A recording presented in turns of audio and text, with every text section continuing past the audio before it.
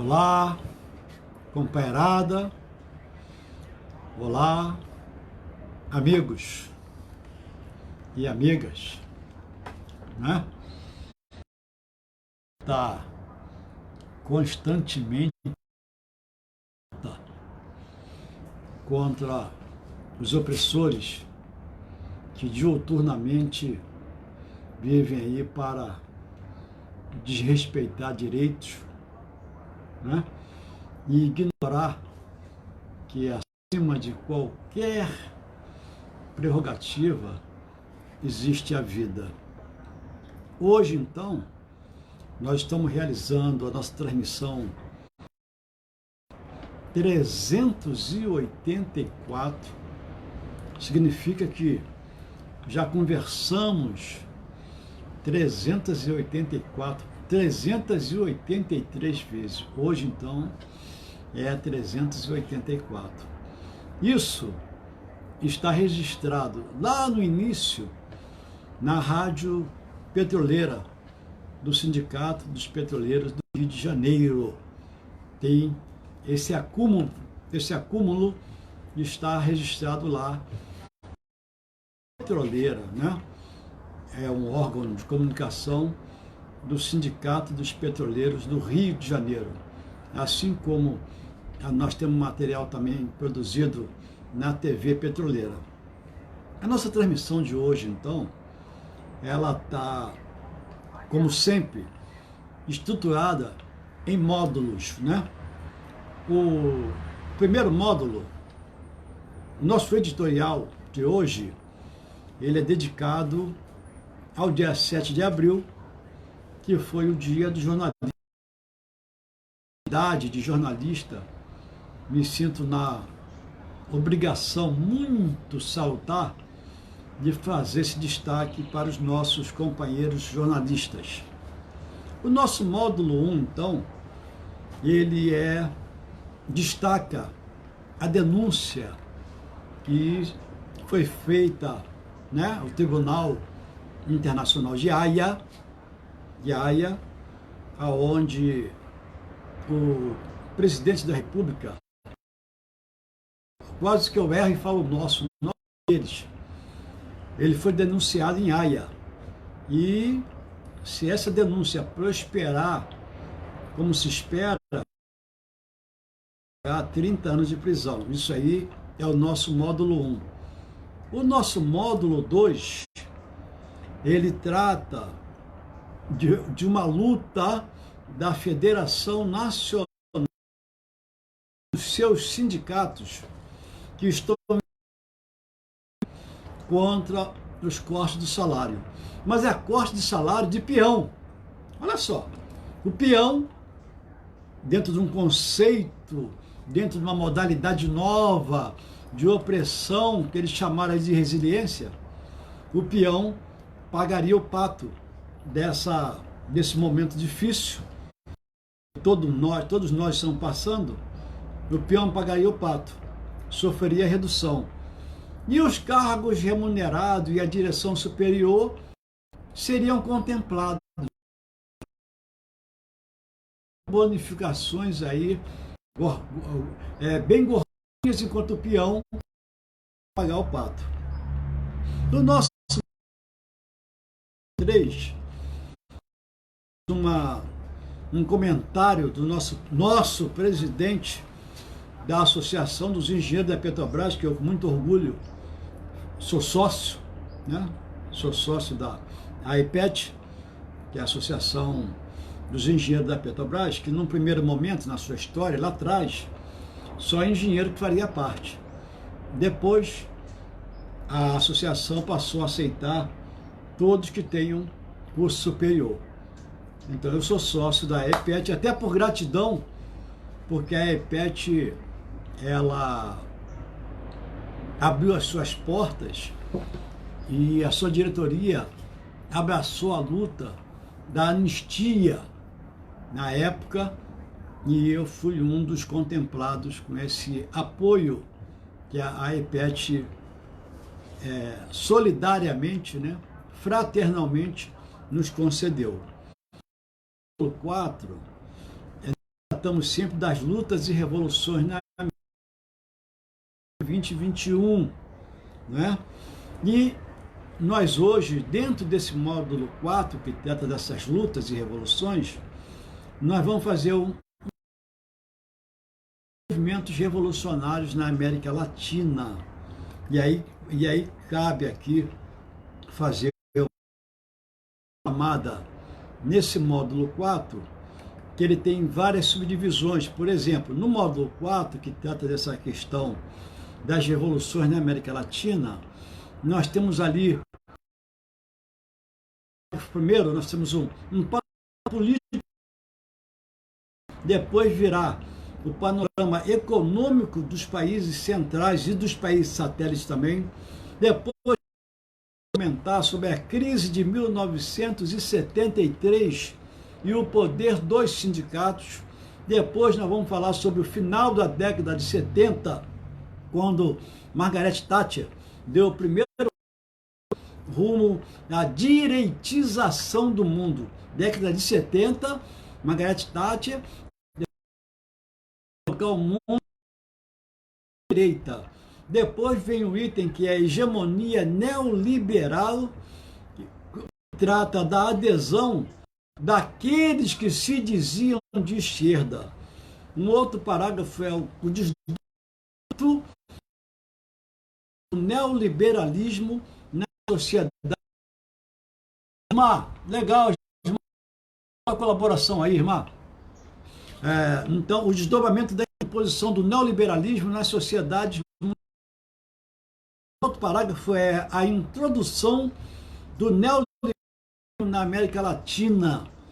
Um outro parágrafo é a história do neoliberalismo e a queda do comunismo na Europa Oriental e na União Soviética. Um outro ponto são as promessas, né? Depois nós damos uma passada sobre os governantes entreguistas. Isso passa Collor de Mello, Itamar e Fernando Henrique Cardoso.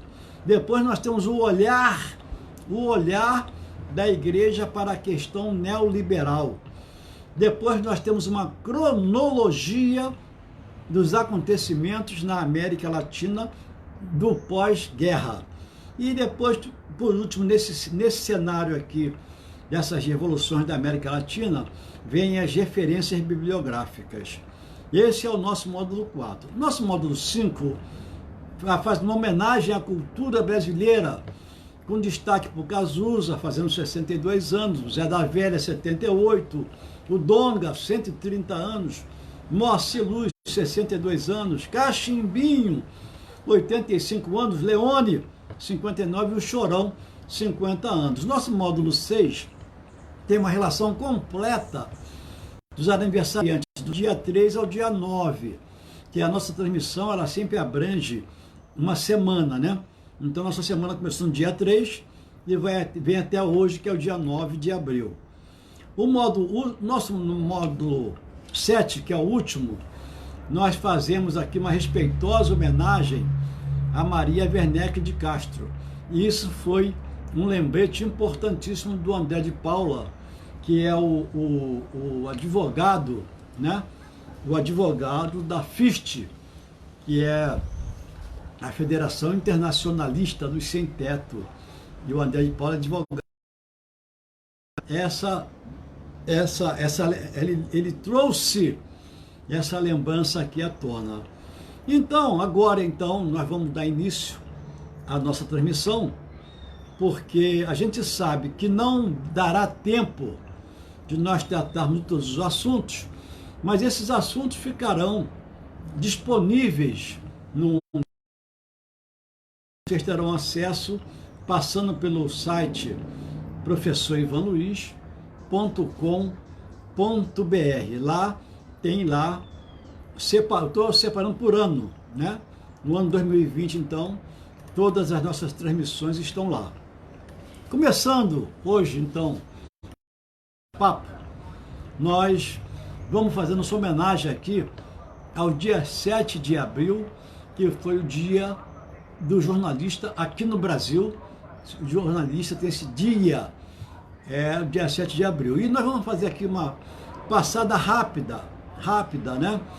Porque o profissional bacharel de comunicação social, o jornalista, então, ele é um profissional bacharel em comunicação social, e ele passa a ter, então, ele fica habilitado em jornalismo, com a missão de apoiar, informar e de ajudar também a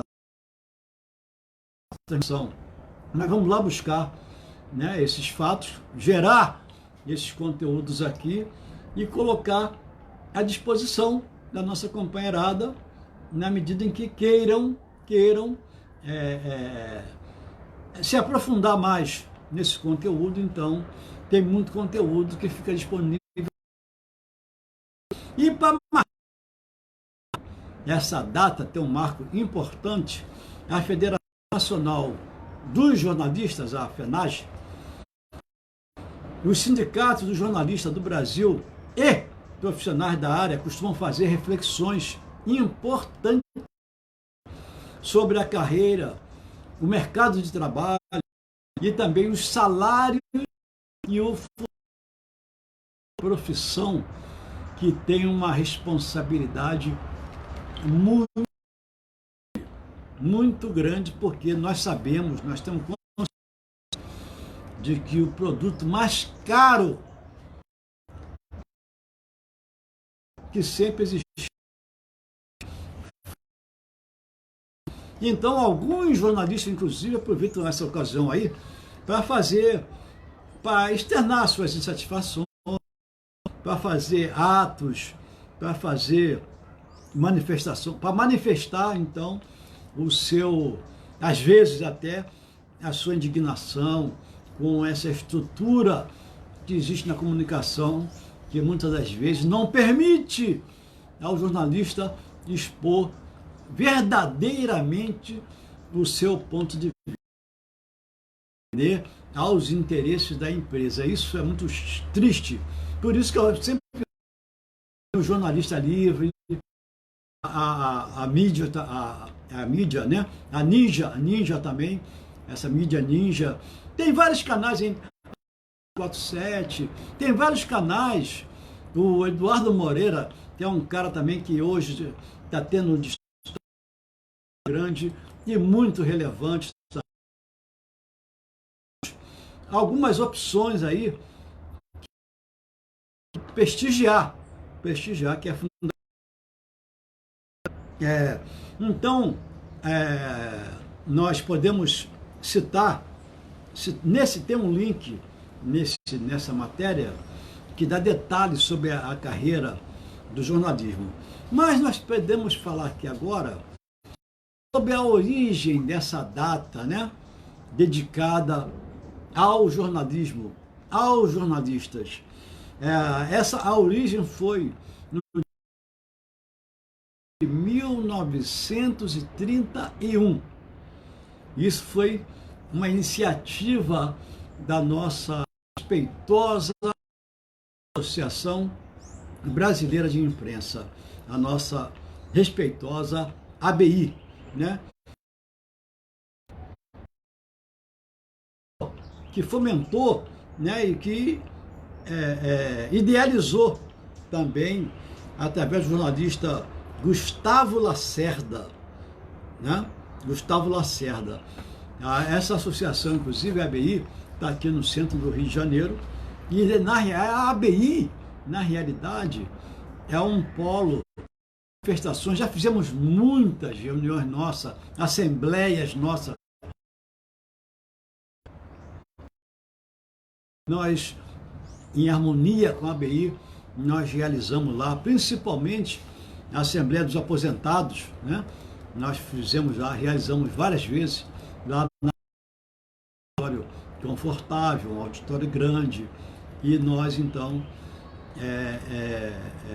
realizamos essas assembleias no auditório da ABI.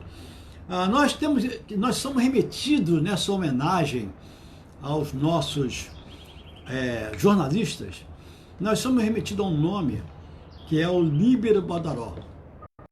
Olha só, o principal motivo do Dia do Jornalista, esse está intimamente, olha só que importante isso, hein?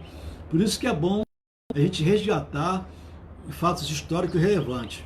Está intimamente um episódio da história do Brasil. Essa data foi designada ao jornalista e médico Giovanni Battista Líbero Badaró, que foi morto, né, no dia 20 de 1830. Esse profissional, ele participou de diversas lutas a favor da independência do Brasil. Além disso, além de participar dessas lutas, o Líbero Badaró, ele era proprietário do jornal chamado Observador Constitucional. Estão precisando de novo refundar esse jornal, porque tem muita gente esquecendo que existe uma Constituição no Brasil. E ele também foi um dos principais motivadores da liberdade de imprensa. Olha só, hein? Então, Líbero Badaró teve uma morte misteriosa, como várias pessoas que reagiram às agressões dos opressores têm mortes misteriosas, e Líbero Badaró também teve uma morte misteriosa. Mas, segundo a história, inimigos políticos atentaram contra a sua vida. O falecimento dele causou grande descontentamento à população e acabou culminando a ação do trono de Dom Pedro I, justamente no dia 7 de abril de 1831. E, cara, tá chegando aqui nosso pessoal. Vanderlei Muse, meu grande irmão, bota teu comentário aí, rapaz, saudade de você. Também tá aqui quem? Gessé Ávila, estamos aí juntos, legal. Eduardo Luiz Costa Lima também está nos assistindo. Legal, bota aí o comentário de vocês. Então, o dia do jornalista, dia 7 de abril, né? Solange apareceu. Então, nós temos jornalista pelo seu dia no dia 7 de abril. E, então, destacamos aqui o nosso livro, estamos falando do Líbero Badaró, né, que teve uma... Essa foi rapidinho a nossa homenagem a esse grande lutador, né, e defensor das pessoas que... Como é que é? Petronila Xavier, legal, estamos aí, legal. Mas o curso de jornalismo, nós estamos ainda homenageando essa categoria, os jornalistas, né? Mas o curso de jornalismo, então, a primeira faculdade de jornalismo foi criada em 1912, na Universidade de Colômbia, em Nova York, nos Estados Unidos. A faculdade foi fundada por meio da doação de dinheiro do jornalista Joseph Pulitzer, que ajudou a tornar a imprensa conhecida como o quarto poder e que dá nome ao principal prêmio concedido ao... Às vezes eu fico muito aborrecido quando se fala de Estados Unidos, eu fico pau da vida e meto o pau, mas lá também tem a esquerda, lá a esquerda lá tem voz, né? A opinião pública tem voz. Então esse lado nós tínhamos que reproduzir aqui no Brasil, não é ficar lambendo botas, não. Nós temos que reproduzir exatamente esse lado da luta, esse lado da dignidade, né, que o povo não está dormindo. Isso aqui é a minha camiseta, tá vendo? Essa é a minha camiseta aqui, do Petroleiro na Luta. Sempre, nós estamos sempre na luta. E no Brasil, então, a primeira escola de jornalismo do Brasil, ela foi criada em 1947. Atualmente, a instituição chama-se Faculdade Casper Libero. Casper Libero. E localiza-se no prédio Gazeta, lá na Avenida Paulista, né? A instalação, então, da imprensa no Brasil ocorreu só em 1808, com o lançamento do jornal hoje chamado Correio Brasiliense, né? E o veículo, esse veículo foi fundado pelo jornalista Hipólito da Costa, né? Aí a gente vê que jornalista tem uma tendência a sempre estar na clandestinidade, né? É algo assim que chega a ser até relativamente natural, que muita gente, ou melhor, a maioria das pessoas, elas são jogadas para a clandestinidade, para não dizer na marginalidade, porque você quer atuar dentro da lei, mas a lei nunca é feita, a lei é feita para quem detém o poder, a lei é feita para atender aos interesses dos poderosos. Aí manifestamos a nossa indignação quando nós lutamos contra esses opressores, nós somos colocados e aí nos transformamos em marginais. Mas eu quero chamar a atenção, eu preciso chamar a atenção, porque nós vemos um momento, fazer só um momento que nós estamos passando, por exemplo, né? Isso aí é um comentário, mas só para aproveitar aqui o gancho, a gente vê essa hipocrisia da resiliência para sacanear exatamente os que estão embaixo e prevar dentro, porque eles não fazem nada fora da lei. Óbvio, a lei são eles, né? Então,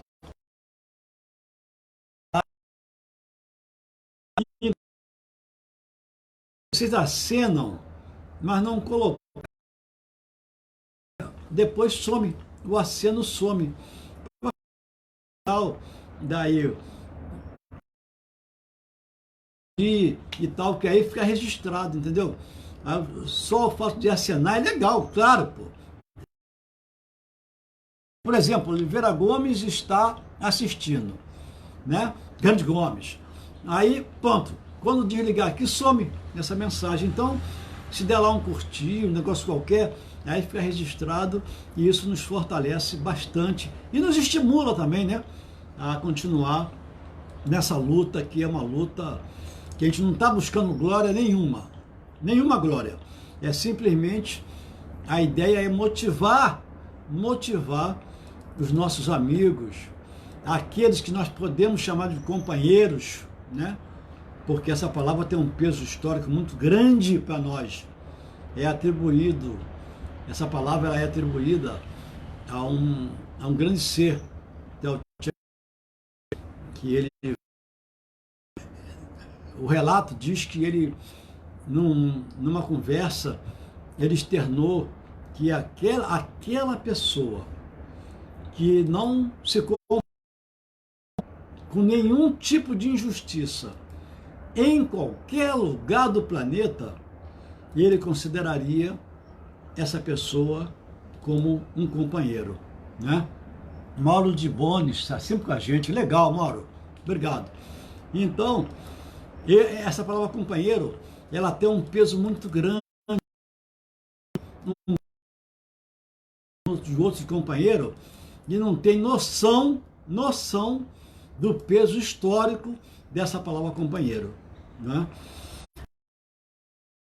Então, voltando aqui para nossa homenagem ao Dia do Jornalista ainda, nós podemos dizer que esse curso de jornalismo ele é ministrado na cidade do Brasil, né? E durante, às vezes, 4, às vezes 8, né? Claro que a vivência é que vai dar verdadeiramente a formação ideal, mas o conteúdo, a sistêmica, é dado na faculdade. Todo mundo passa por faculdade sabe disso, né? Lá você aprende uma maneira sistêmica. Agora, o dia a dia é que vai traçar o perfil do profissional, mas nunca dispensando essa parte técnica, que é fundamental. É fundamental ter a parte técnica. Rosa Laia, valeu, Rosa. Dá um abraço na Patrícia aí. Rosa aí, essa família aí é família de pessoas que tem uma história bonita, inclusive no mundo petrolífero. Pessoas que merecem. Estou fazendo esse registro aqui para ficar guardado aqui na nossa memória, viu? Para a Patrícia, que a gente respeita muito a sua qualidade técnica e política também. Patrícia é uma pessoa de grande experiência técnica, lá na direção da Associação dos Engenheiros da Petrobras, na IPET, é diretora também do Sindipetra RJ. Essa família lá é uma família muito importante, né? Giovânia Moreira também está com a gente, legal, legal. Deixa lá, dá uma curtida lá para poder ficar registrado. Então valeu mesmo, hein, Ana? Valeu. Então esse curso é um curso fundamental, um curso importantíssimo, aonde essa categoria sofre em qualquer fechamento de sistemas que existe por aí. O primeiro que eles vão buscar para calar a boca são exatamente os jornalistas que defendem sempre os oprimidos. O jornalista realmente merece um destaque muito grande. Ronaldo Bezerra, valeu! Grande Ronaldo Bezerra de Oliveira. Esse que chegou aqui agora é o filho do nosso grande mestre, filho do mestre Cartola, Ronaldo Bezerra de Oliveira. Ronaldo, é isso mesmo. É porque, não, mas agora ele mudou, então não é esse aqui, porque agora ele acrescentou, não está dando para ver direito aqui, ele acrescentou o nome Cartola no nome dele, então eu acho que eu confundi aqui o Ronaldo Oliveira. Eu acho que bota aí o lembrete para mim. Marcos Quintano também está na área aí. Bacana, legal, um bocado de gente legal participando aí da nossa transmissão. Nós estamos aqui agora terminando a nossa pequena e singela homenagem aos nossos corajosos jornalistas que estão sempre conosco aí nessa luta terrível contra a opressão. Agora, então, nós vamos entrar num outro módulo, não é? Mas antes de entrar no outro módulo, ainda terminando aqui esse cenário que nós estamos vivendo, nós poderíamos falar o seguinte: os Estados Unidos deixaram de ser o país líder. Quindim do Antônio apareceu. Quindim do Antônio, olha só, você sempre é lembrado pelo Antônio Furtado, que faz essas transmissões comigo. Mas ele está no Rio, ele está longe de mim, e eu estou em Maricá. Então, quando eu falei para ele, ô Furtado, sabe quem apareceu na última transmissão?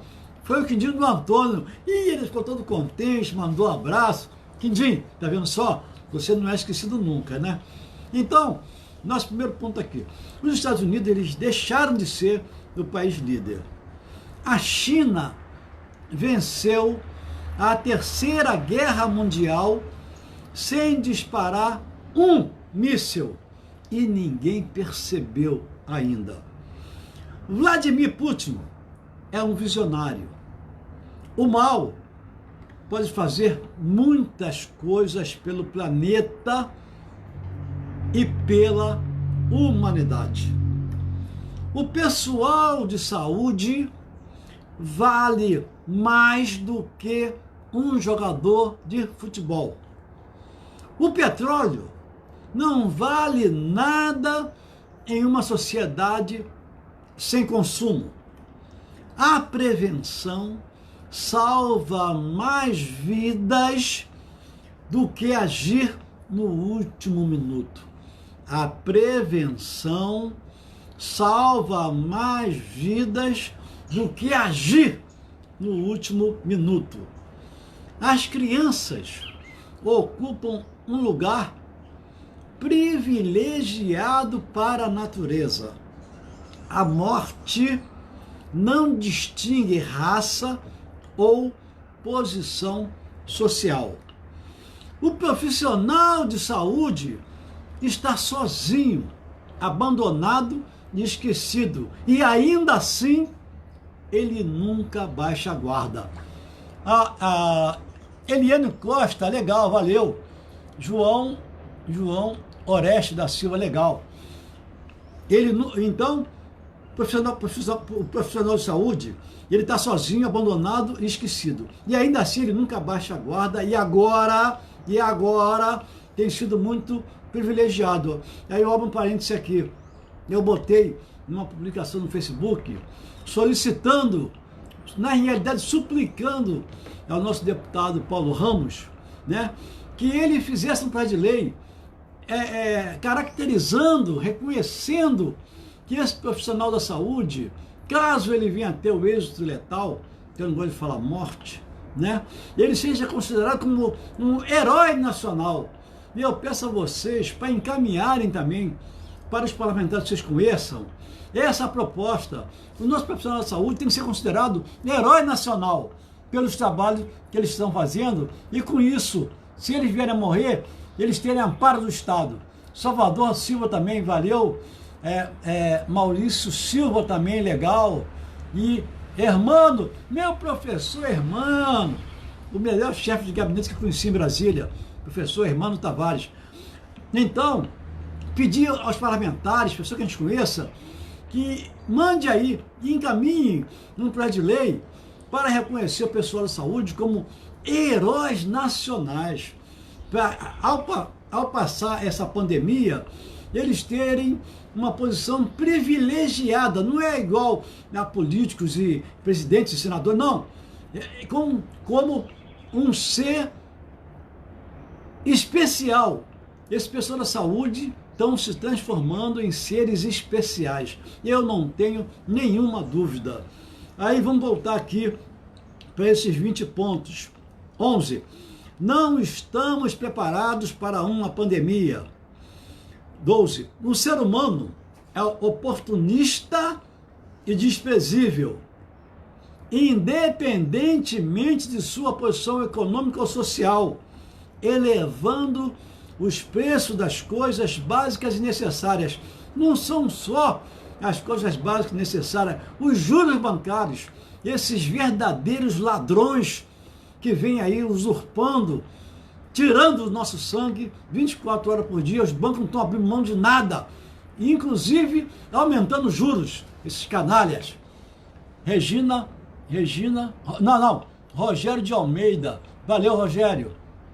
Então esses bancos não abrem mão de nada, as grandes fortunas não abrem mão de 1 centavo. É isso que a gente tem que lutar, e nós precisamos nos indignar. As crianças de hoje não sabem brincar sem internet ou TV. Haroldo Teres, grande petroleiro, Curte aí, Haroldo. Coloca seu comentário para nos fortalecer. As crianças de hoje, eu na minha época, quantas vezes nós... Brincadeira que era meio braba, realmente. Por exemplo, garrafão era brincadeira que o couro comia, né? Mas tinha a nossa pelada, né? E tinha lá bandeira, não sei o quê. Tinha agora carniça, também era uma brincadeira legal, né? Cadê? Paulo, legal. Então tinham várias brincadeiras. Hoje não. As crianças hoje ficam 24 horas por dia sentado ali em frente ao computador. Pai e mãe não tem tempo nem de bater um papo, de conversar com as crianças, porque os compromissos não permitem. E agora todo mundo está sendo obrigado a lembrar que tem um filho, que tem uma filha, não é verdade? Aí vem outro ponto. As redes sociais nos aproximam, mas também são os meios mais eficazes para criar o caos, né? O papel higiênico passou a ser mais importante que a comida. O planeta se regenera rapidamente sem humanos. Os seres humanos são os verdadeiros vírus do planeta. Aí eu não gosto muito de generalizar os seres humanos. Eu diria que é a classe dominante, né? São os dominadores, aqueles que têm o privilégio de ter R$1 a mais, eles são realmente o vírus. O pior vírus que tem é a ganância. É isso que está fazendo com que sofra tanto, e agora vem essa reação aí. Outro ponto importante. Nós já sabemos o que os animais sentem nos jardins zoológicos. Agora a gente passa a saber o que o passarinho sente dentro da gaiola, o que os animais sentem dentro do zoológico. Agora eu até tenho minhas dúvidas se todo mundo está tendo esse sentimento. Tenho até minhas dúvidas. Mas muita gente hoje vai fazer campanha para acabar com o zoológico do jeito que eles existem hoje. Entendeu? Um parque enorme é uma coisa. Colocar em jaulas ali um animal grande numa jaulinha de 2x2, isso é deprimente. E agora todo mundo agora está sabendo o que é viver até enjaulado, porque as nossas casas todas têm grade. Então nós estamos aprendendo a viver, a saber, a reconhecer o que é viver enjaulado, né? Começamos agora, inclusive, a apreciar o grande gesto de confiança que significa apertar as mãos. E eu comentei de um sonho meu na semana passada, que eu sonhei que o abraço seria a grande cura. Ney Pinheiro, legal, estamos aí, Ney. O abraço como a grande cura. As pessoas que venham, que ao voltar a se abraçar, estariam se curando e curando do seu semelhante. Para terminar esse quadro, nós vemos aqui agora que os animais sem humanos começam a recuperar o seu espaço. Isso foi um quadro que eu recebi com 20 pontos destacados que está rolando aí pela internet.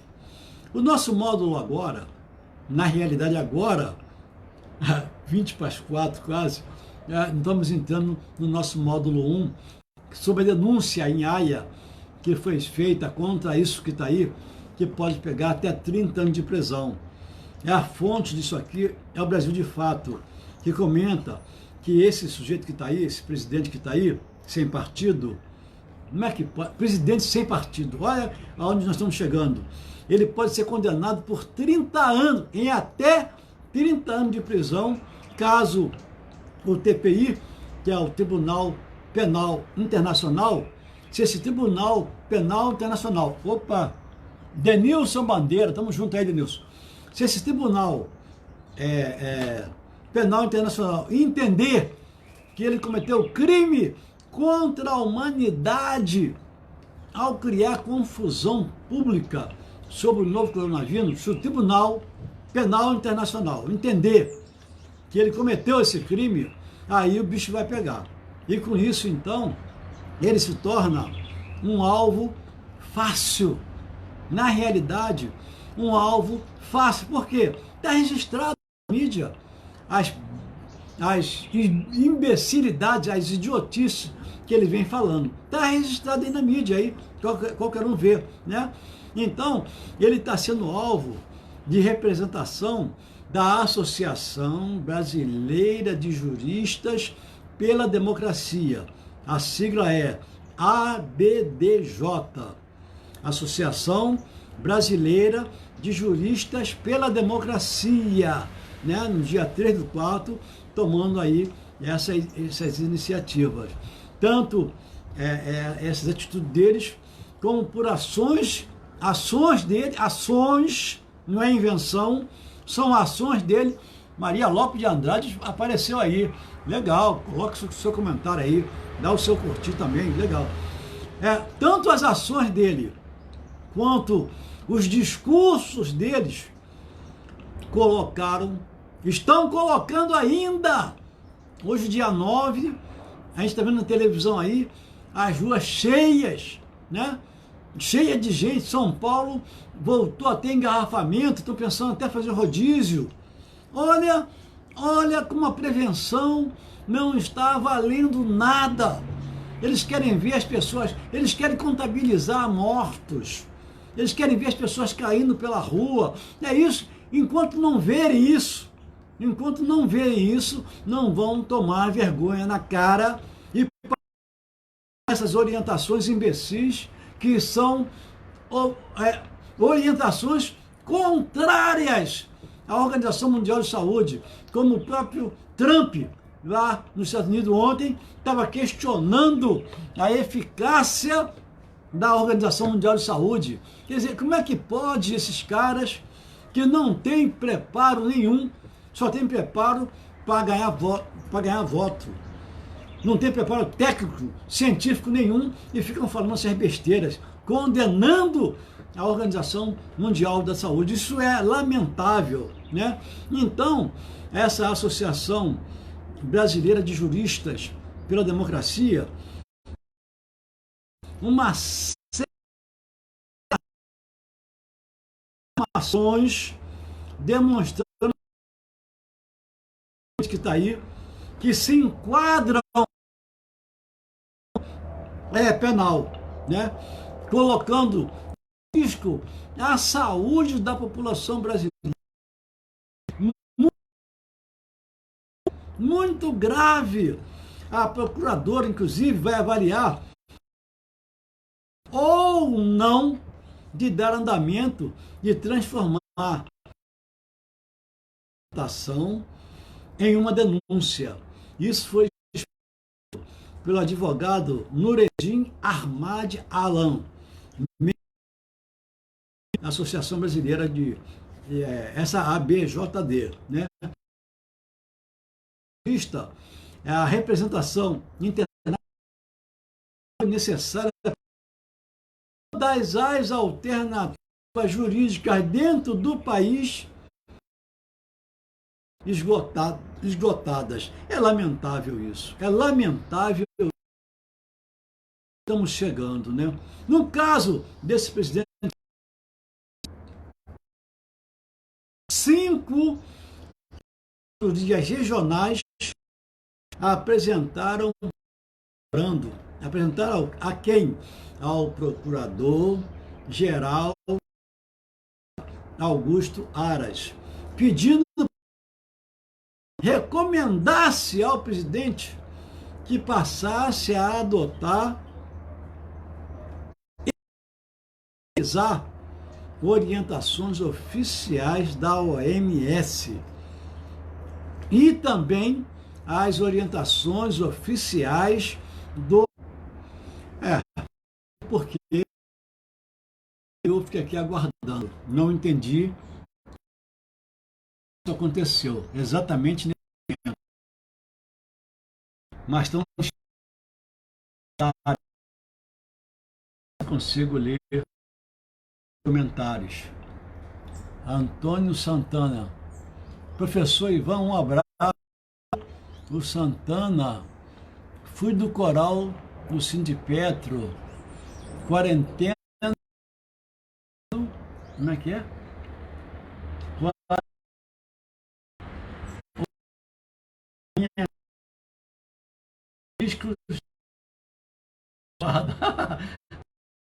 Eu. Maria Lopes de Andrade. Maria Lopes de Andrade, Hermano Cavallo e outras 11 pessoas estão assistindo. Ah, tá. Antônio Santana, é legal. Agora aqui que eu estava falando sobre essa ação desse jurista, o sinal sumiu, caiu. Não entendi, mas nós estamos aí. Que tudo corra bem, né? Na paz de Deus aí. Então, eles estão pedindo, encaminharam aí para o Augusto Ara, pedindo para que ele recomendasse. Estou entendendo. Caiu de novo o sinal. Tá? Vamos ver se vai até o final. Esse módulo aqui. Tá? Não posso parar. Então, aqui eles esclarecem também que não há previsão de julgamento desse presidente que está aí pelo Tribunal Penal.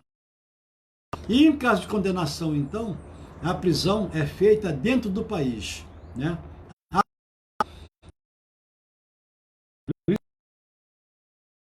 Legal. Aí, tá estranho. Caiu de novo o sinal. Mas eu insistindo, né? Ai, cara. A repressão, né, do Tribunal Penal Internacional costuma demorar um pouco, né? Vamos comentar aqui então que, caramba, a representação da Associação Brasileira de Juristas né? Esse cidadão é alvo e vamos ver como é que vai ficar.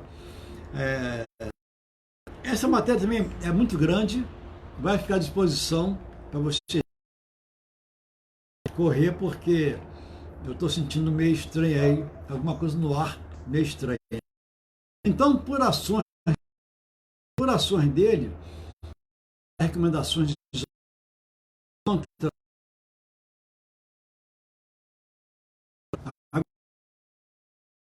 caiu de novo e estamos aí. Muito estranho isso, mas enfim. Então, para vocês lerem aqui, porque senão vai cair mais ainda. E eu vou lamentável isso. O nosso próximo módulo agora é uma matéria que foi publicada no dia 6 de abril. De novo, caiu de novo. Eu estou aguardando voltar o sinal. Tudo bem, vamos levar o dia inteiro.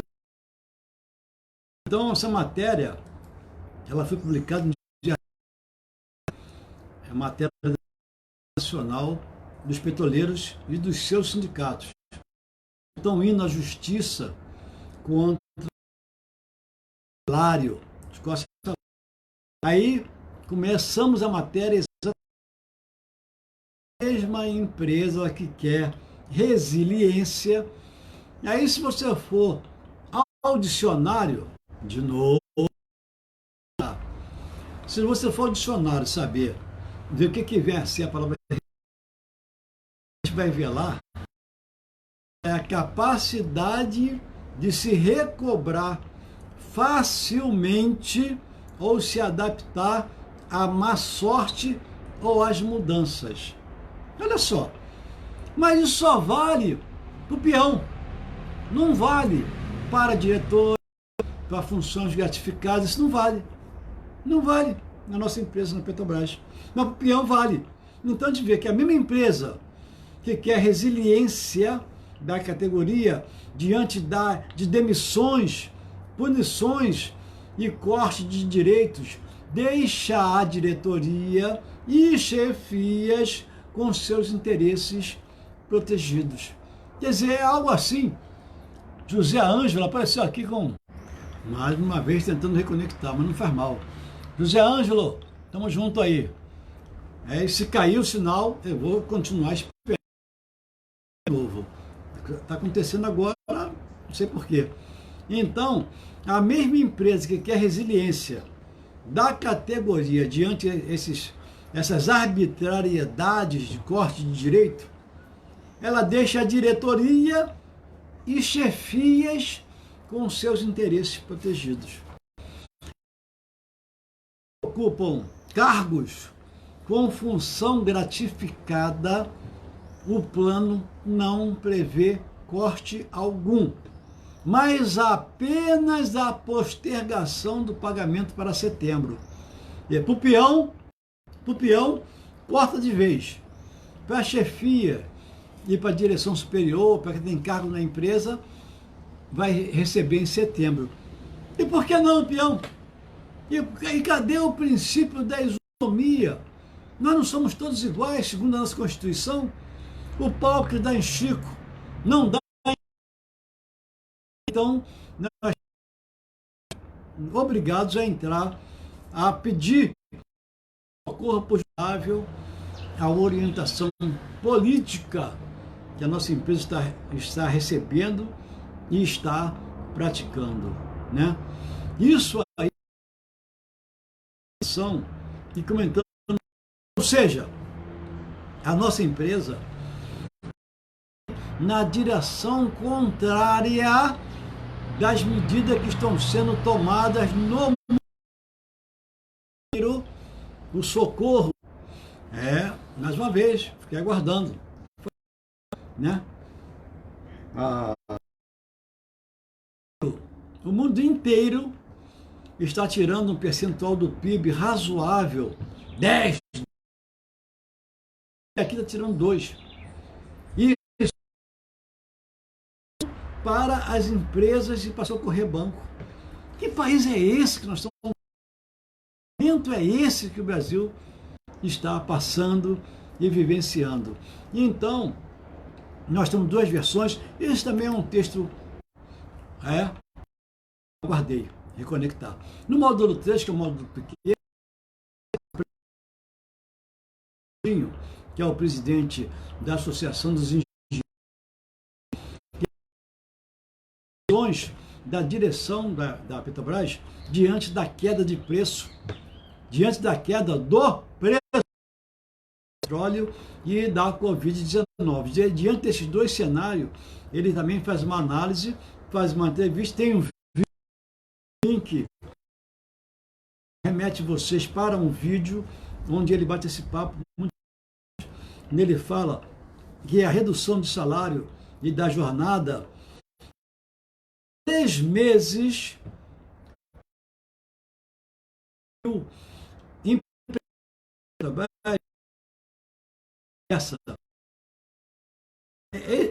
esse fato foi tema Sônia Maria, legal.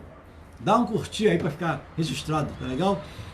Pedi a vocês também o seguinte, dá um pulinho no YouTube, professor Ivan Luiz de Maricá, e lá, se inscreve lá para me dar uma força. Eu estou com 266 pessoas lá, eu tenho que chegar a 1000 para poder transmitir pelo celular. Aí é mais uma alternativa, né? Já o Facebook está caindo toda hora, esse negócio aí. Então, eu preciso chegar a 1000, pelo menos 1000, lá no YouTube, professor Ivan Luiz de Maricá. Então, nesse módulo 3, há um comentário rapidinho sobre o nosso presidente, o Coutinho, presidente da EPET, e lá tem um link com... Tá terrível. Tá terrível. Fiquei aguardando de novo aqui. Mas, enfim, eu sou paciente. Agora vamos pular, então, para o módulo 4, que trata das ações populares na América Latina no século XIX, XX e XXI. Então, nós podemos aqui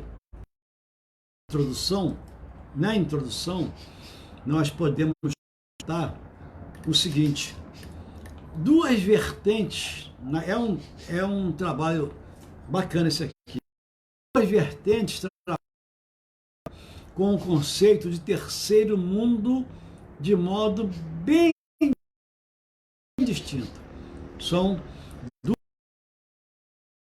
delas totalmente inserida no contexto da Guerra Fria, né? Propõe uma divisão entre o primeiro mundo, que seria o mundo capitalista, espécie de segundo mundo, constituído pelo bloco socialista, e o terceiro mundo, reunindo países não alinhados. A segunda, para esse termo aí, terceiro mundo, os países dependentes, países subdesenvolvidos, economicamente dependentes, que têm papel periférico na configuração mundial. Aí a gente vê que ambas essas duas hipóteses, elas apresentam alguns problemas, obviamente, sempre é assim, né? Desconsidera a influência que determinados de uma ou de outra colaborando para a manutenção da guerra, constituindo como um mercado consumidor do bloco capitalista. Ou, na segunda hipótese, a generalização encobre, mascara diferenças estruturais entre países enquadrados na mesma categoria, como ao comparar a África com a América Latina, né? Isso é um texto também muito legal que vai ficar à disposição. Rápido, uma hora. Então nós vamos para um panorama, um panorama mundial, né? Quando a gente vê que na realidade passa pela bipolarização do planeta, né? Num contexto do pós-guerra, que nos leva a estudar em partes do globo, né? Na realidade, dividindo-se aí em duas partes, né? Uma parte lá do norte e uma parte da União das Repúblicas Socialistas Soviéticas. Gostando Luiz Sodré, eu gosto, legal, bacana. Tá querendo de vez em quando, aí eu paro, fico quieto esperando voltar. Eu prossigo, tá certo? Enquanto não cair, estamos conversando aqui sobre um panorama nesse conflito dessas guerras, movimentos que nós estamos passando e vivenciando sempre aqui na América Latina, no Caribe, né? América Central, América Latina passando pelo nosso sul. Então, também é grande esse texto, vou pular, né? Estou pulando já. O panorama econômico dos países centrais e satélites, que segundo essa abordagem aí sobre a formação do terceiro mundo, segundo nós temos que lançar um olhar à área econômica e às suas nuances que aconteceram nesse cenário aí. Vai estar à disposição lá, é um texto razoável, que, como nós estamos em casa, podemos fazer esse conteúdo. Eu tive essa mania de pegar conteúdo e deixar lá para quem quer ler o seu até a crise de 1973, e aqui entra também o poder sindical. A chegada dessa grande crise do modelo econômico de pós-guerra de 73, quando numa longa e profunda recessão, combinando pela primeira vez taxa de crescimento com altas taxas de inflação. E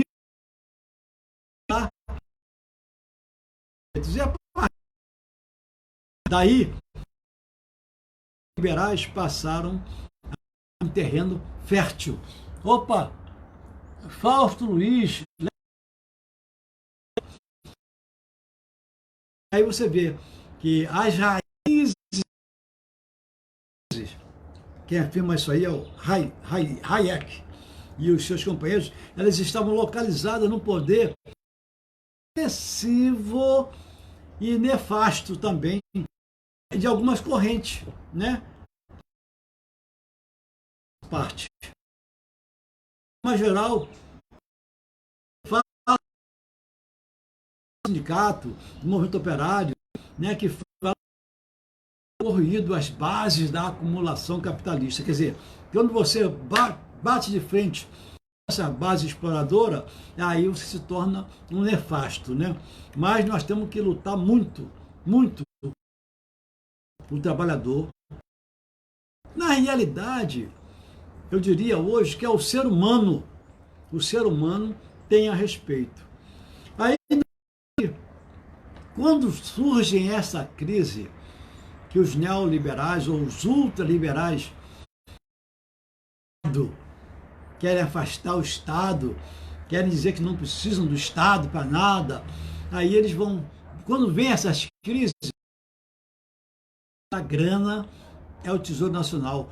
O primeiro a injetar grana é o Estado. Aí as pessoas esquecem, o governo não deu, o governo não injetou dinheiro. Peraí, pô, peraí. O dinheiro não é do governo, pô. São umas coisas assim estranhas, entendeu? Quando se fala do Tesouro Nacional, o dinheiro tá lá, é nosso, pô. São os nossos impostos. Isso tinha que passar por um plebiscito. Nós é que tínhamos que decidir aonde botar o dinheiro, pô. Mas isso aí é um tema para a gente discutir numa próxima oportunidade.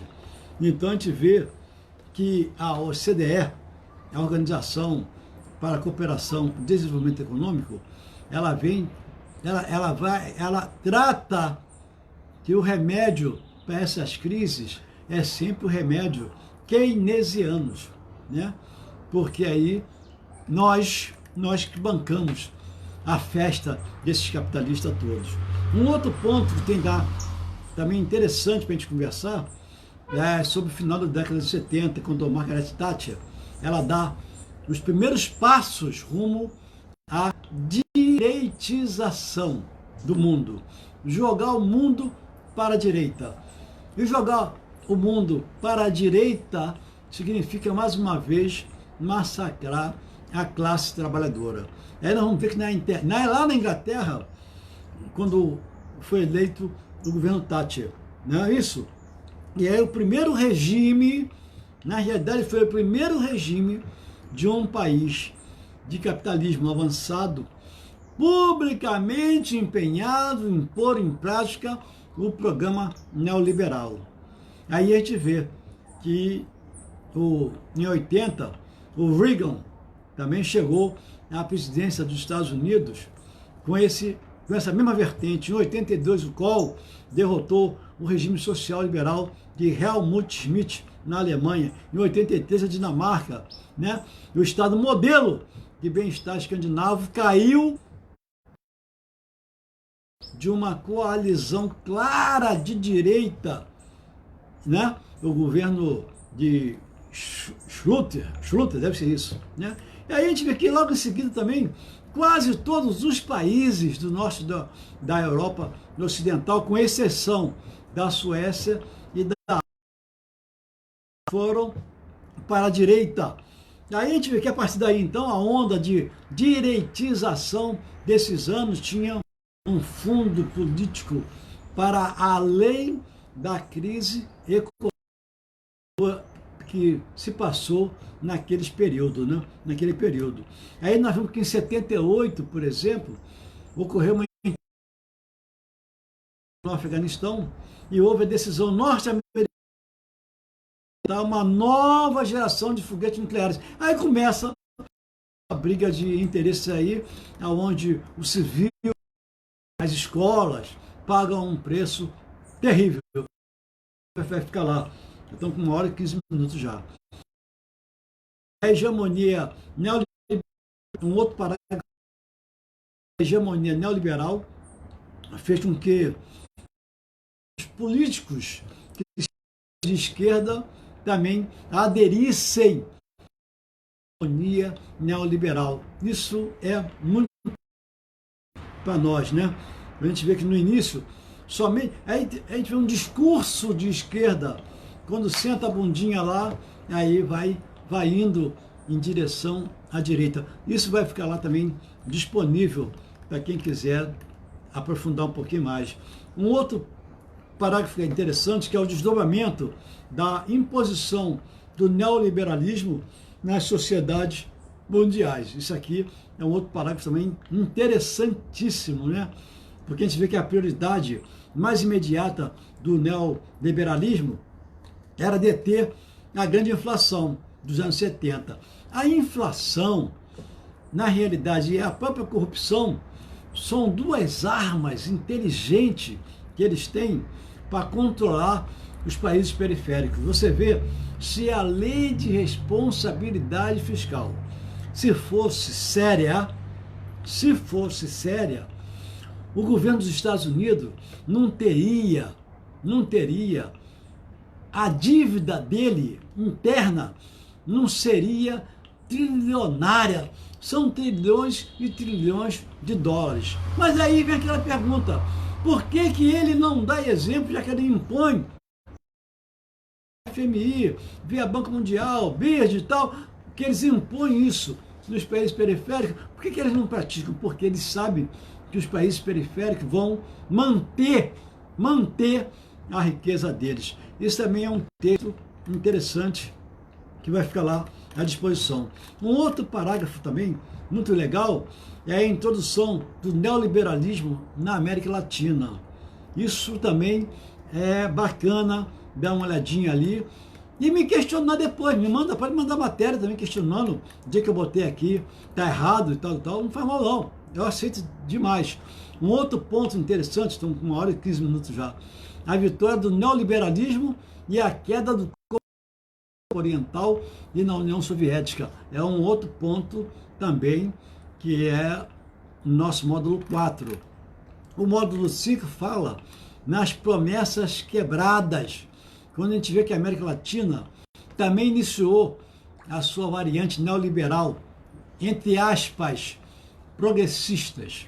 O neoliberal, ele quer passar a uma imagem de progressista, porque o Estado é retrógrado, o Estado isso, e o Estado é aquilo outro. E o neoliberal não, ele quer o progresso, ele quer, é uma hipocrisia miserável, Deus que me perdoe, né? A gente vê que no Chile, por exemplo, olha lá o Chile, o que aconteceu no Chile, né? Com essas reformas mal... Não chega. Então, vocês vão ver lá que está lá, e eu quero correr aqui um pouquinho mais. Aí nós vamos chegar num ponto que é um módulo que é sobre os governantes entreguistas. Aqui eu vou dar uma paradinha. Governo de Sarney, de 86 a moratória parcial unilateral da dívida externa que acarretou. Aí o FMI vai e reage, negocia. Tem uma carta de intenções aí que é negócio que chega a ser triste, essa carta de intenções. E nesse mesmo governo surge o Plano Cruzado 1, com as metas de... Olha só, que foram representadas pelas tentativas de zerar a inflação e estabilizar a moeda. No momento aqui surgiram os fiscais.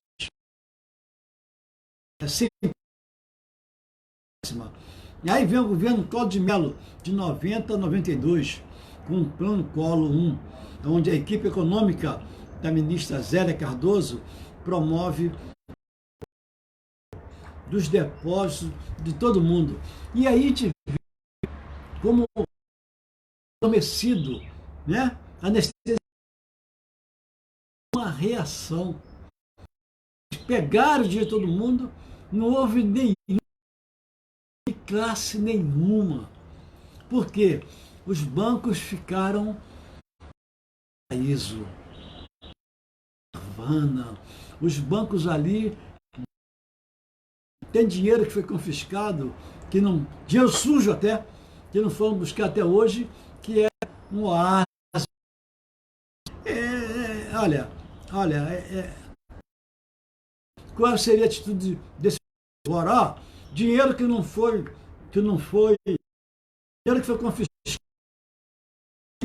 vai para o tesouro, dos bancos vai para o tesouro. Por que eles não falam isso? Quer dizer, a submissão ao sistema financeiro é vergonhosa, né? Aí, nesse mesmo período, houve uma diminuição do capital de giro. Mais uma interrupção. Mais um insistir. Paulo de Mello, de 90 a 92, do capital nacionais. E com isso se chegou a grande texto. Aconteceu um plano nacional de privatizações, olha só, colocação do ideário neoliberal em prática. Desmontes, sucateamento, venda de empresas públicas, algumas vendas com financiamento. Eu nunca tive tanta interrupção igual hoje. Tá demais o negócio. Ana Lúcia Alves, valeu, tamo junto aí. Bacana, né? Muito legal. Muita interrupção. Eu fico esperando reconectar. Tá demais hoje. E nesse governo Collor de Mello, de 90 a 92, que eles trouxeram o Plano Nacional de Privatizações, eles também extinguiram empresas como a Interbras, Petromisa, várias, né? Empresas lucrativas, porque estava atrapalhando. Oba, Luiz Pinheiro, legal, valeu. Essas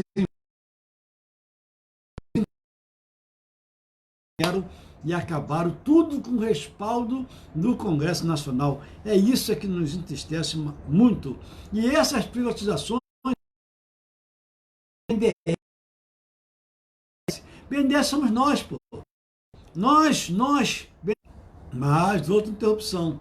Ficar aguardando aqui. Não faz mal.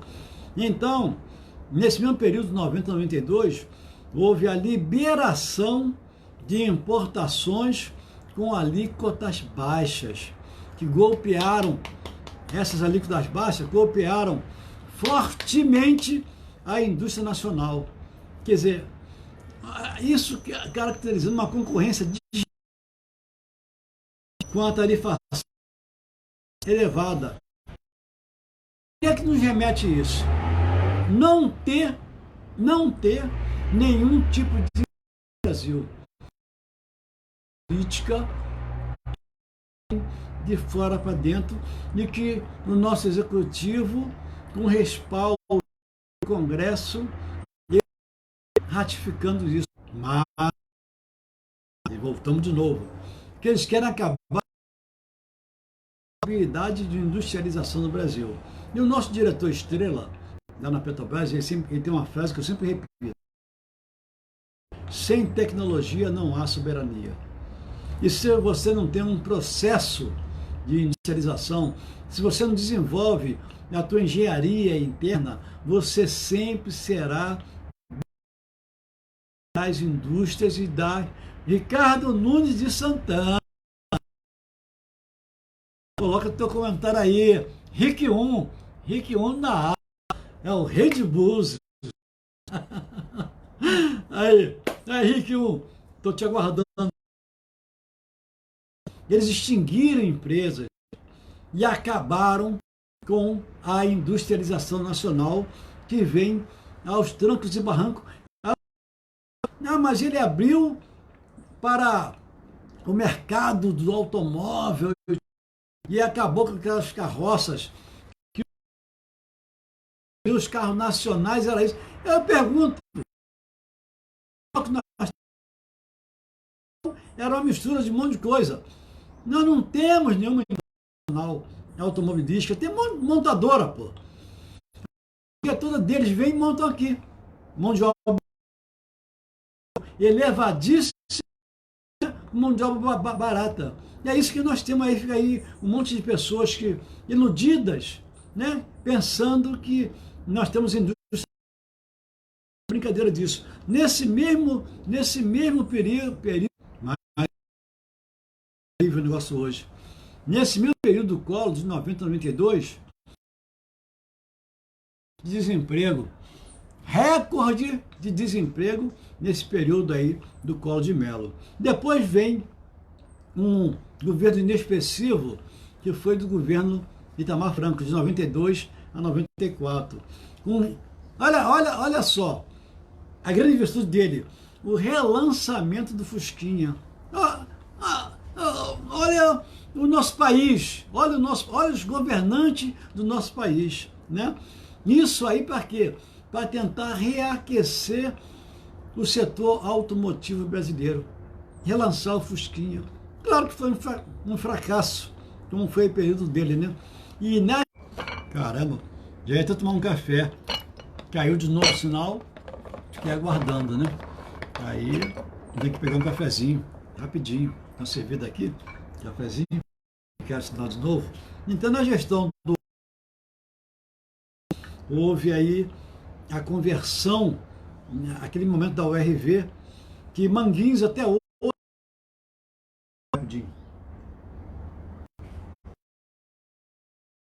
Manguinhos até hoje sofre com essa questão da URV. Quer dizer, tem uma grana do pessoal de Manguinhos que estão lutando há 20 e tantos anos, 22, 23 anos, para receber, não consegue receber um URV ainda. É uma vergonha, né? Então, depois disso aqui, nós vamos passar pelo pior momento, na minha avaliação, um dos piores momentos no Brasil foi exatamente do governo Fernando Henrique Cardoso, de 94 a 2002. Para mim, foi o pior momento brasileiro, né? Porque nós entramos fortemente aí na era das privatizações, que não parou nunca. Enquanto existir, eles têm que acabar da res pública, acabar com a república. Porque república nos remete a res pública, a coisa pública. Eles não querem que exista nada público. Eles não querem. Aloí Pascoal, pô, Aloí, legal, saudade também tudo. Não quer que exista nada público, porque eles só querem o mundo privado e está provando agora a existência do mundo privado.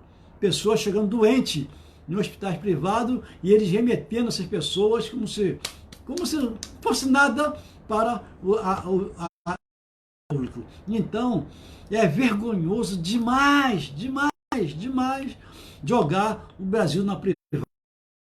Vem no Fernando Henrique Cardoso a era de ações sobre o signo FHC. Isso gerou controle público em setores estratégicos. E a entrada maciça de capitais externos. Isso aumentando e muito a dependência externa e promovendo esse capital externo entrando para promover a queda da nossa soberania. Quando ele cria as agências reguladoras, regular o quê? Regular o quê? Nós estamos vendo aí até hoje. Está aí o sinal da internet aí. Sinal nada, uma tecnologia que em outro está se falando aqui em 5G, a minha aqui, a nossa é 4G, o meu sinal aqui é 3G, e está se falando em 5G, quer dizer, é só enganação. Mas voltando para esse maldito governo do Fernando Henrique Cardoso, quando ele gera a perda do controle público e ignora empresas estratégicas e cria e derruba a soberania nacional.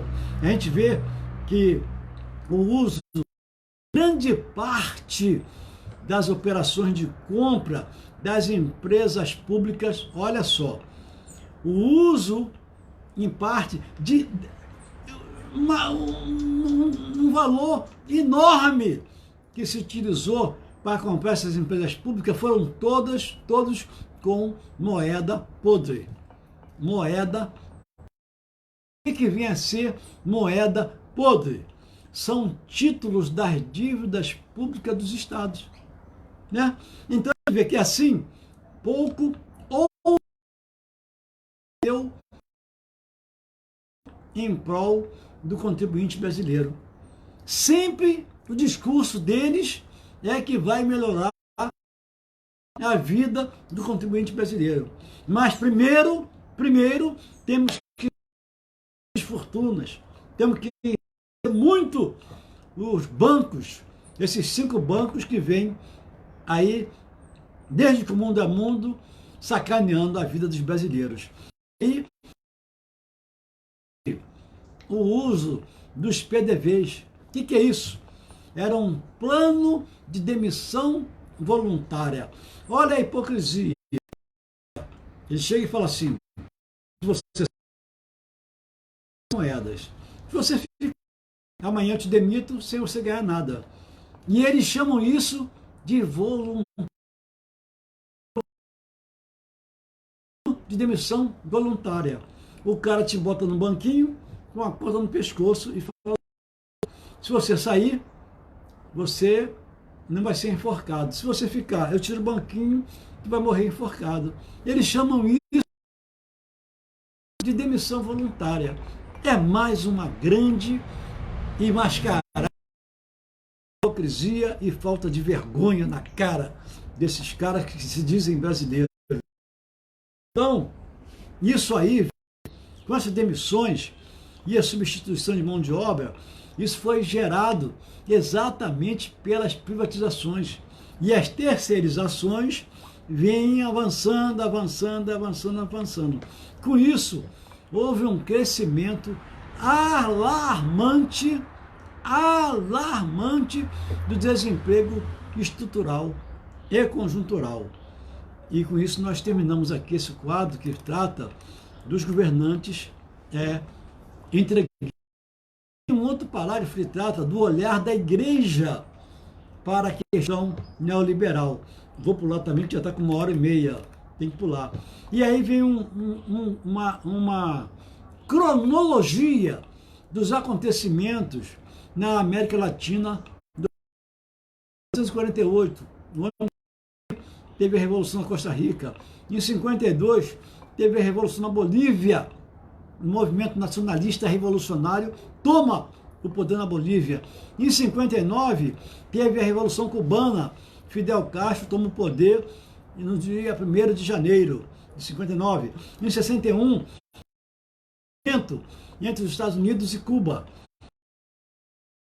Exilados cubanos apoiados pelos americanos na Baía dos Porcos. Em 62, nós temos a Conferência de Punta Cuba da Organização dos Estados Americanos.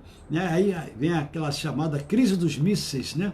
Em 64, golpe militar que derruba, em 64, vem um golpe militar que derruba o presidente Paz Extensoro. O golpe militar, João Goulart no Brasil, o poder, Castelo Branco, primeiro presidente do regime militar, que se estenderia de 64 até 85, a chamada Noite dos 21 anos. E em 60, tem uma intervenção militar na República Dominicana. Em 68, das guerrilhas por Cuba, com o fracasso de movimentos urbanos e rurais em vários. Golpe militar, então, leva ao poder no Peru o general Velasco Alvarado.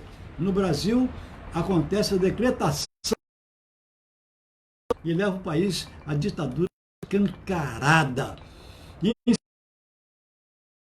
Do governo Médici, de 69 a 74, que assinala o auge do regime militar brasileiro. Em 70, nós temos a eleição de Salvador Allende para presidente do Chile pela Unidade Popular, uma aliança de partidos de esquerda. Mas em 72, então, acontece no Uruguai. Em 75, há uma deposição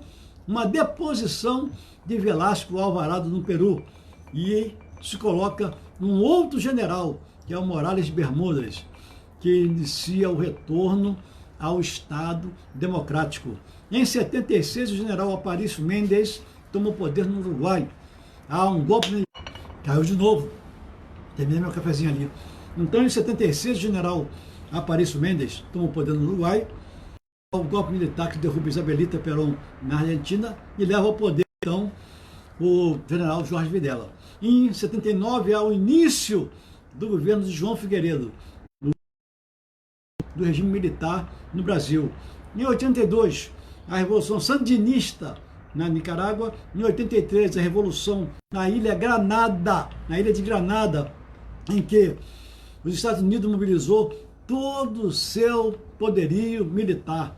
Está lá, terrível isso, né? Em 89, então, há uma intervenção militar no Panamá, onde há a deposição do general Noriega.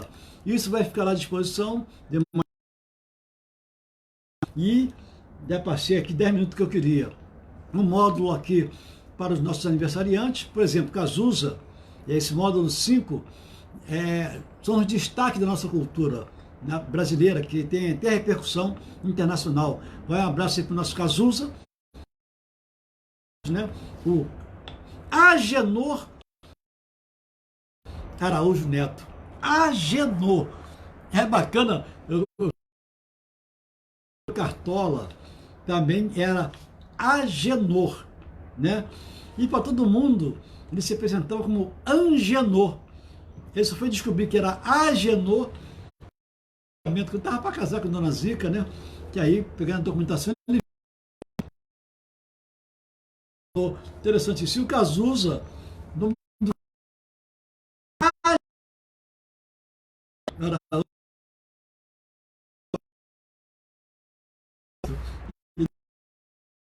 de julho de 1990. Cantor, compositor, poeta, eletricista, danado, o cara é danado.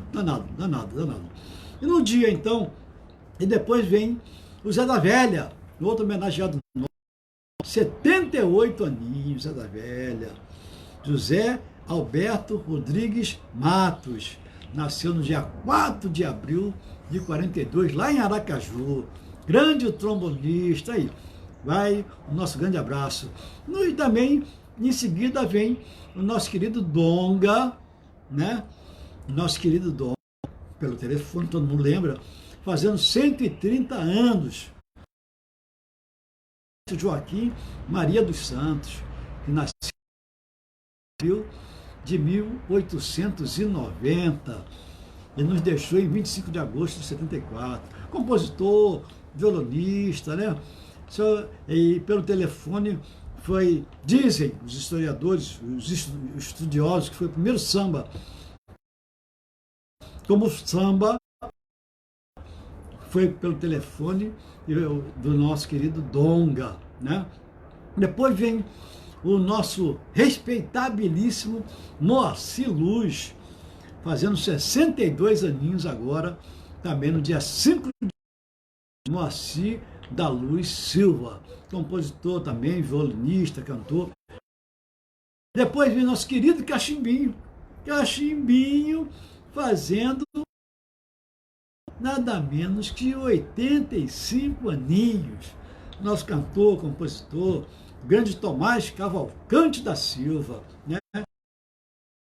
Lá na Paraíba, 6 de abril de 1935, lá na Paraíba. Depois vem Leone, 59 anos, cantor, compositor também, gente da melhor qualidade, 20 para as 5 já, quase. Depois veio o Chorão, 50 anos, é o nosso querido Alexandre Magno Abraão, faz aniversário hoje, 9 de abril de 1970, nasceu lá em Santos, São Paulo, e faleceu, nos deixou no dia 6 de março de 2013 em São Paulo. Eu quero deixar aqui, nosso programa vai até o dia 9, né? Depois vem. Mas amanhã, dia 10, é aniversário da Maria Lopes, está sempre presente com a gente aí, né? Está fazendo aniversário amanhã. Aqui. E estamos aí na luta. Depois veio aqui uma homenagem que o André de Paula pediu para fazer, já estou com 1h40. Uma homenagem à nossa querida e respeitosa a Maria Werneck de Castro. Isso aí foi um comentário brilhante do nosso querido André de Paula, né? Que ele comenta do falecimento da nossa querida. Fazemos sempre aqui homenagem a quem está vivo com a gente aqui, tal. Mas vamos fazer uma sessão hoje aqui, mandando aqui um grande abraço para a família da Maria Werneck de Castro, que foi uma das grandes ativistas da luta feminista pelo direito ao voto. A mulher tem direito ao voto, né? Brasileira pelo progresso feminino, foi militante comunista na década de 30 e engajou-se na ANL, né? Aliança Nacional Libertadora. Foi uma das fundadoras, inclusive, da União Feminina do Brasil. Ela foi companheira de cela de Nise da Silveira e de Olga Benário, né? E ela exilou-se na Argentina. E quando se fala de Nise da Silveira e de Olga Benário, nos remete aí a um momento triste do governo Getúlio Vargas, que depois veio a se redimir, né? Criando aí, se transformando no pai dos pais, não é verdade? Nós ali, então, essa nossa transmissão de número 384, que abrangeu o período de 3 até 9, prometendo a vocês estarmos de volta na próxima quinta-feira, né? Se Deus quiser. E esse conteúdo, esse vídeo aqui vai ficar no site professorivanluiz.com.br, e o conteúdo de lá, vocês serão remetidos para um blog que vai ter todo esse conteúdo lá, e tem muita coisa para vocês desfrutarem. Então, agradecer aqui, quer ver? Tentar agradecer aqui algumas pessoas que estiveram com a gente, que caiu esse negócio aí fica difícil, mas olha só, é muita gente. Deixa eu ver aqui, quer ver? Cadê? Eu acho que tem. Emília Dourado, tem a Solange Pinto, tem a Rosa Laia, Gilvanda Moreira, Ronaldo Bezerra de Oliveira, tem a Gilvanda Moreira, legal, oi, bacana, legal. Se botar um oi, já fica registrado ali. Também veio Marcos Quintano Rodrigues, veio o grande Quindim do Antônio, Eliane Costa Santos, João Oreste da Silva, Salvador Silva de Farias, Maria Cleide Silva, professor Hermanos Tavares, Rogério de Almeida Manso, Haroldo Teles, Paulo Roberto Jesus, Ney Pinheiro Sampaio, Denilson Bandeira, Carlinhos Matoso, Maria Lopes de Andrade, fazendo aniversário amanhã, veio também José Ângelo Manuel, veio Antônio Santana, Sônia Maria, Washington Luiz Sodré, Fausto Luiz Oliveira, Ricardo Nunes Santana,